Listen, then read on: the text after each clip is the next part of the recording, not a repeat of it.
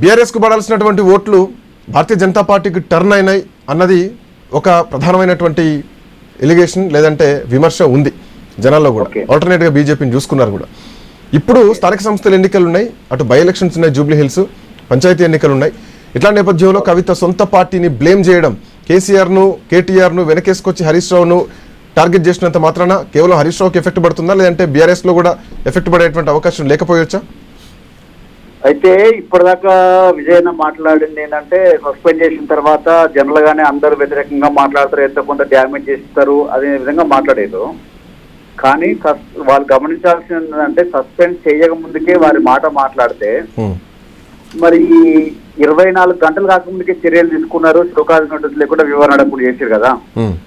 ఇదే ఆడబిడ్డ, ఇదే నాయకురాలు, 20 సంవత్సరాలు పార్టీ కోసం కష్టపడిన నాయకురాలు తెలంగాణ భవన్ లో కూర్చొని నా మీద కుట్రలు జరుగుతున్నాయంటే కనీసం సింగిల్ కాల్ కూడా చేయలేదు. మరి దీన్ని ఏమంటారండి? మరి అంత తొందరగా స్పందించే పార్టీ అసెంబ్లీ తెలంగాణ భవన్ సాక్షిగా ప్రెస్ మీట్ పెట్టి చెప్తే ఒక మహిళగా అనుకుంటారా, కేసీఆర్ కూతురు అనుకుంటారా, కేటీఆర్ గారు చెల్లె అనుకుంటారా, కనీసం సింగిల్ కాల్ చేయలేదని ఒక ఆవేదన ఉండదా సార్ దాని మీద? మీరు ఎంతసేపటికి కూడా ఒక 2 పేర్లు చెప్పగానే మీరు ఇంత అత్యుత్సాహంగా వారి కళ్ళల్లో ఆనందం చూడడం కోసం వారు చేసిన ఒత్తిడి మేరకు మీరు ఇమీడియట్ గా చేసి దాన్ని కూడా ఏ రకంగా చిత్రీకరించారు, ఏ రకంగా పోర్ట్రేట్ చేసే ప్రయత్నం చేశారంటే కూతుర్ని కూడా సార్ చేసేసిండు అని పోర్ట్రేట్ చేసి అదే గొప్పతనం లెక్క చెప్పే ప్రయత్నం చేస్తా ఉన్నారు. కానీ ఒక 20 సంవత్సరాలు తెలంగాణ మహిళలు రాజకీయాలు దూరంగా ఉన్నటువంటి ఈ పరిస్థితుల్లో ఒక మహిళని చిన్న ఏజ్ నుంచి తెలియదు మీకు ఎవరు ఎట్లా పనిచేసారో, ఉద్యమం ఎట్లా పనిచేసారో, పార్టీ కోసం ఏ రకంగా పనిచేసారో అట్లాంటి వారు 24 గంటల్లో ఎటువంటి వివరణ లేకుండా, ఎటువంటి ఫోన్ కాల్ లేకుండా సస్పెండ్ చేసి దాన్ని మళ్ళీ సమర్థించుకోవడం, అట్లాంటి సమర్థించిన దాన్ని మళ్ళీ రాజకీయ విశ్లేషకులుగా దీన్ని కూడా ఇదే రకంగా జరుగుతుంది, ఇదే మన సాంప్రదాయం అని చెప్పడం అనేది నిజంగా కొంచెం బాధ అనిపిస్తా ఉంది. ఆ రకంగా విశ్లేషకులు కూడా మాట్లాడి కొంచెం బాధ అనిపిస్తా ఉంది. నేను ఏమంటా ఉన్నానంటే అడిగిందేంది, పార్టీ ప్రతిష్ట పెంచే విధంగా ఎవరండి కేసీఆర్ గారు గొప్ప నాయకుడు, ప్రాణాలకు తెగించి తెలంగాణ రాష్ట్రం సాధించినటువంటి వ్యక్తి. అటువంటి వ్యక్తికి మీరు ఎందుకు నా మీద బహిష్కరణ చేయగానే వెంటనే దిష్టిబొమ్మ దహనం చేసిర్రు, వెంటనే ఫ్లెక్సీలు తీసేసారు, ప్రెస్ మీట్ పెట్టించారు, మహిళలతో ప్రెస్ మీట్లు పెట్టించారు. కానీ అదే సిబిఐ నోటీస్ ఇచ్చినప్పుడు మీరు ఎందుకు స్పందించలే, అదే రేవంత్ రెడ్డి మాట్లాడినప్పుడు మీరు ఎందుకు స్పందించలేదు అని అడిగారు. తప్ప అండి? ఇది పార్టీ వ్యతిరేకమా, లేదా నాయకుని బలపరిచినట్ట, నాయకుని బలహీనపరిచినట్ట? అంటే కనీసం సోర్స్ ఏం దొరకలేదా కవితకు? తండ్రిని కలవడానికి కానీ, లేదంటే తల్లి ద్వారా తండ్రిని కలవడానికి కానీ, అన్నతో కలవడానికి కానీ, ఫామ్ హౌస్ కు ఒక బిడ్డ వెళ్తే తండ్రి కలిసేటువంటి పరిస్థితి లేదా? ఆల్రెడీ ఇంత పెద్ద నిర్ణయాలు తీసుకుంటారు. అఫ్ కోర్స్ ఒక్కొక్క పరిణతి చెందినటువంటి రాజకీయ నాయకురాలు కవిత బయటకు వెళ్తే ఖచ్చితంగా ఏ అంశాలు మాట్లాడుతారో కొంత అవగాహన ఉంటుంది. కేసీఆర్ లాంటి, కేటీఆర్ లాంటి నాయకుడికి ఖచ్చితంగా ఆ మాత్రం అవగాహన లేకుండా ఉండదు. బట్ ఇట్లాంటి ప్రమాదాన్ని ముందెందుకు ఊహించలేదు? సో ఎందుకు కవిత విజయ్ గారు తెలియదా, పార్టీ నాయకులు తెలియదా, పార్టీ ఎమ్మెల్యేలు తెలియదా? ఒకరు తెలియకుండా ఎమ్మెల్యేలకు ఎట్లా ఏ రకంగా ఫండింగ్ అవుతుంది, ఏ రకంగా సిరిసిల్లలో స్టార్టింగ్ లోనే ఆదిలోనే తుంపేద్దామని చెప్పి కేటీఆర్ గారి మీద ఏ రకంగా కుట్ర జరిగింది అనేది కొన్ని అందరికీ తెలిసిన ఓపెన్ సీక్రెట్. ఇది తెలంగాణ ఇప్పుడు టీఆర్ఎస్ పార్టీలో, బీఆర్ఎస్ పార్టీలో ఇది తెలియని ఎవరికి లేదు సార్, ఇది ఓపెన్ సీక్రెట్. అయినప్పటికీ కూడా సో అంత ఓపెన్ సీక్రెట్ గా ఉన్నప్పుడు కేసీఆర్ లాంటి నాయకుడు ఈటల మీద చర్యలు తీసుకున్నట్టు, ఆలయ నరేంద్ర మీద చర్యలు తీసుకున్నట్టు, విజయశాంతి మీద తీసుకున్నట్టు, ఈవెన్ నిన్న కవిత మీద తీసుకున్నట్టు ఇవన్నీ తెలిసిన కేసీఆర్ ఎందుకు చర్యలు తీసుకోలేకపోతున్నారు? ఎక్కడ బెండవాల్సి వస్తోంది? బిడ్డ మీద తీసుకున్నటువంటి నిర్ణయం హరీష్ రావు మీద ఎందుకు తీసుకోలేకపోతున్నారు? ఇవన్నీ తెలిసి కూడా మీరు అన్నట్టు నేను అదే అంటా ఉన్నాను. ఎందుకు హుటాహుటిన నిర్ణయాలు తీసుకోవాల్సి వచ్చింది? దీని వెనక ముందు నుంచి ప్లాన్ చేసేది ఎవరు? దీని వెనక కుట్రలు చేసింది ఎవరు? ఇమ్మీడియట్ గా చేపించింది ఎవరు? ఇదే కదా మనం అడిగింది.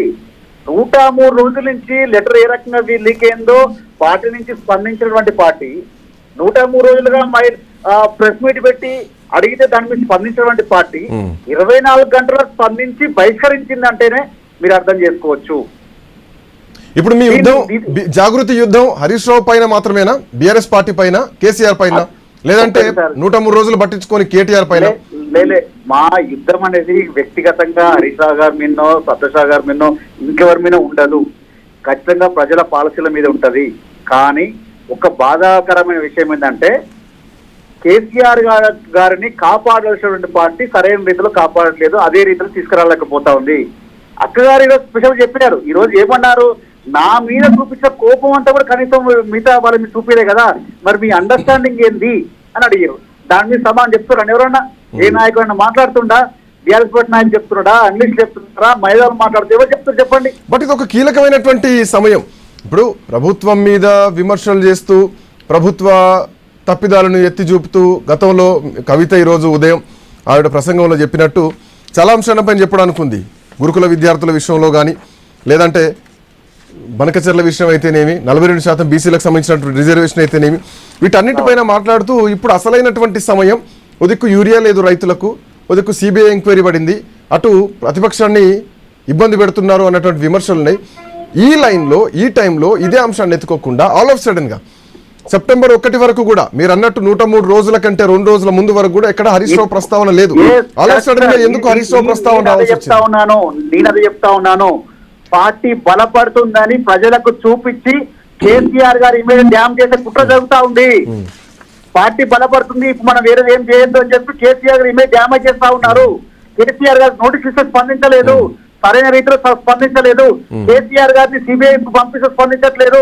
రేపు అరెస్ట్ చేసిన స్పందించిన పార్టీలు ఇంకా ఏం చేస్తాయి సార్? మనకు మన నాయకుని మనం కాపాడుకోలేకపోతే అన్యాయంగా అక్రమంగా తనకు అసలు అవినీతి తెలియనటువంటి నాయకుని మీద మీరు చేస్తే మీరు స్పందించకపోతే ఇంకెవరి మీద స్పందిస్తారండి? మా ఆవేదన అదే. మీరు ఎవరి మీద స్పందిస్తారు? కేసీఆర్ గారి మీద మీరు స్పందించకపోతే ఇంకెవరి మీద స్పందిస్తారు? సో ఇప్పుడు బాధ్యులు ఎవరు చేస్తున్నారు? హరీష్ రావు పైన చాలా రకాలైనటువంటి విమర్శలు చేశారు. ఆ విమర్శలకు ఆధారాలు ఉన్నాయా అని చెప్పేసి ఈరోజు ప్రశ్నలు అడుగుతున్నారు. పిసిసి కూడా, పిసిసి అధ్యక్షుడు మహేష్, ఒక్క నిమిషం నరేష్ గారు, వాట్ ఐమ్ సేయింగ్, ఇక్కడ కవిత భావోద్వేగాన్ని 103 రోజుల నుంచి లీక్ అయింది ఎవరు, కేసీఆర్ చుట్టూ ఉన్నటువంటి దయ్యాలు ఎవరు, కోవట్లు ఎవరు అన్నటువంటి ప్రశ్నకు సమాధానం ఇవ్వాల్సింది హరీష్ రావు కాదు. ఈ ప్రశ్నకు సమాధానం ఇవ్వాల్సింది కేటీఆర్. సో కేటీఆర్ని బాధ్యుని చేయకుండా ఇప్పుడు ఆల్ ఆఫ్ సడన్ గా హరీష్ రావుని ఆమె బాటల్లో, ఆమె స్పీచ్ల్లో ఎంట్రీ చేస్తే రెండు రకాలుగా చూడాలి. ఇప్పుడు హరీష్ రావుతో ప్రమాదం అనుకోవాలా, లేదంటే అమెరికా గ్రాడ్యుయేషన్ వాళ్ళ కొడుకు గ్రాడ్యుయేషన్ కోసం అమెరికా వెళ్లే ముందు భావోద్వేగంతో మహిళగా ఎమ్మెల్సీగా పెట్టినటువంటి ఆ మీటింగ్కి కేటీఆర్ రెస్పాండ్ కాలేదు, దీన్ని ఇట్లా చూడాలా? కేటీఆర్ బాధ్యుడా ఇప్పుడు హరీష్ రావా? అందరూ బాధ్యత వహించాలండి. పార్టీలో ఉన్నటువంటి అందరూ బాధ్యత వహించాలి. 100% బాధ్యత వహించాల్సిందే. ఇప్పుడు ఆల్ ఆఫ్ సడన్ గా బహిష్కరించేసి మీరు ఇదే పరిస్థితి అని చెప్తే దీన్ని బాధ్యత వహించకుండా ఎట్లా వదిలిపెడతారండి? మేము అన్నది ఏంటంటే, హరీష్ రావు గారి పేరు కూడా ఎందుకు ప్రస్తావనకు వచ్చిందంటే, కాంగ్రెస్ పార్టీ ముఖ్యమంత్రి గారు పదే పదే పదే పదే కేసీఆర్ గారు చేసిర్రు అని చెప్పి మాట్లాడుతూ ఉన్నారు కదా. మాట్లాడేటప్పుడు మరి కింద అధికారులు మీరు అవినీతి చేసినట్టు వాళ్ళ దగ్గర 100 కోట్లు దొరికినాయి అంటున్నారు. మరి ఆ క్రమంలో కింద చేసిరు, మీద మాట్లాడుతూ ఉన్నారు. మధ్యలో వాళ్ళు ఎందుకు, మీ యొక్క ఒప్పందం ఏంది, ఎందుకు కనీసం వాళ్ళ పేరు బయటికి వెళ్ళట్లేదు, చేసినటువంటి కంపెనీ పేరు బయటికి వెళ్ళట్లేదు, వారి మీద ఎంక్వైరీ చేయట్లేదు, కట్టినటువంటి వాళ్ళ మీద మాట్లాడట్లేదు. అప్పుడు మంత్రి గారి మీద మాట్లాడుతూ డైరెక్ట్ కేసీఆర్ గారి మీద మాట్లాడుతుంటే పార్టీ ఎందుకు స్పందించట్లేదు? మరి ఒకవేళ తప్పు జరిగితే వీళ్ళ దగ్గర జరిగినట్టు కదా, ఒకవేళ నోటీసులు వస్తే వీళ్ళ వల్లనే జరిగినట్టు కదా. మరి వీళ్ళని ఏమనుకుంటా కేసీఆర్ గారి మీద మాట్లాడుతుంటే మీరు ఎందుకు స్పందించట్లేదు అన్నామండి, అంతే. అది మేము ప్రశ్నించింది ఎవరిని? కాంగ్రెస్ పార్టీ ప్రశ్నిస్తా ఉన్నాం. మీరు ఎందుకు మిగతా వాళ్ళని ఎవరు మాట్లాడకుండా ప్రతి మాట కేసీఆర్ గారిని బదనాం చేస్తా ఉన్నారు అనేది మా సూటి ప్రశ్న. దీంట్లో ఇంకా వేరే ఏం లేదు. సిబిఐ ఎంక్వైరీ తర్వాతే హరీష్ రావు పేరు వచ్చింది ఇక్కడ ప్రధానంగా. సో సిబిఐ ఎంక్వైరీలో కేసీఆర్ నే టార్గెట్ చేస్తున్నారు కాబట్టే హరీష్ రావును దీంట్లోకి లాగాలన్నటువంటి ఉద్దేశంతో, కేసీఆర్ సేవ్ చేయాలన్నటువంటి ఉద్దేశంతో ఆయన ప్రస్తావన సెప్టెంబర్ 1 తారీఖు నాడే తీసుకొచ్చారన్నది కూడా ఇంకొక విమర్శ ఈరోజు సోషల్ మీడియాలో ఈ చర్చ జోరుగా నడుస్తోంది. మేమేమంటా ఉన్నామంటే సెప్టెంబర్ 1 నాడుని కాదండి, ఇక్కడ ఈ క్రమంలో ఎందుకు కేవలం కేసీఆర్ గారి కుటుంబాన్ని టార్గెట్ చేస్తున్నారు అనే ఆవేదన తెలంగాణ జాగృతికి ఉంది. ఎందుకు ఏ చిన్న సమస్య వచ్చినా డైరెక్ట్ గా వీళ్ళ పేర్లతోనే కుట్ర భాగంగా చేస్తా ఉన్నారు. ఇప్పుడు నిజం అంటా ఉన్నానండి నేను. ఇప్పుడు లిక్కర్ కేసు అనేది ఒక డ్రామా, అరవింద్ కేజ్రీవాల్ అంటోడు ఇది ఫాల్స్ కేసు అని రాహుల్ గాంధీ గారు చెప్పారు కదా. రాహుల్ గాంధీ గారు చెప్పినటువంటి కేసు మీద మరి ఈ కాంగ్రెస్ పార్టీ మిగతా పార్టీలు మాట్లాడుతుంటే అదే స్థాయిలో మనం స్పందించామా సార్? మనం పార్టీ నుంచి తీన్మారు మల్లన్న గారు ఒక మహిళని మంచం పొత్త అంటే మన పార్టీ స్పందించిందా సార్? మరి అప్పుడు లేని వాళ్ళ సస్పెన్షన్లు, ఆమె ఎవరు, కవిత అంటే ఆమె ఎవరు, ఆమె గురించి చర్చించాల్సిన అవసరం లేదన్నప్పుడు జగదీష్ రెడ్డి గారి మీద స్పందించిన సార్ పార్టీ? వీటన్నిటి మీద స్పందించదు. సో టైం కోసం చూసారు హరీష్ రావు పైన కామెంట్ తర్వాత వెంటనే వేటు వేశారు బీఆర్ఎస్ పార్టీ అని అంటున్నారు. అంటే టైం కోసం చూసింది ఎవరండి? అది అఫ్ కోర్స్ బీఆర్ఎస్ పార్టీని అనుకోవచ్చు. మళ్ళీ భయంకరంగా ఆ పార్టీ ఏజెంట్ అని చెప్పి ప్రచారం చేసింది ఎవరండి? ఇది వీలే కదా. కుట్ర కాదంటారా సార్? మీరు చెప్పండి, ఇది కుట్ర కాదంటారా? నిజమా కాదా? చూద్దాం. అదే అంటే ఇంటర్నల్ గా దీంట్లో చాలా అంశాలు ఉన్నాయి. ఎవరిపైన కుట్ర చేస్తున్నారు, ఎవరు వదిలిన బాణాలు ఎవరికి గుచ్చబోతున్నాయి, అలా సడన్ గా హరీష్ రావు పేరు ఎందుకు రావాల్సి వచ్చింది, సంతోష్ రావును అఫ్ కోర్స్ కొంత గెస్ చేశారు రాజకీయ విశ్లేషకులు కానీ కొంతమంది మేధావులు కానీ, చాలా కాలం సంతోష్ రావు పేరు తీసుకురావడం జరిగింది. బట్ ఇది కొంత ట్విస్ట్ కనిపిస్తుంది. దీని ఉద్దేశం ఏంటి, ఈ చర్చ ఎటు పోబోతోంది, బీఆర్ఎస్ పార్టీలో కుదుపులు వస్తాయా, చూస్తే వచ్చేటువంటి పరిస్థితి కనిపించట్లేదు. కవిత గమ్యం ఎటు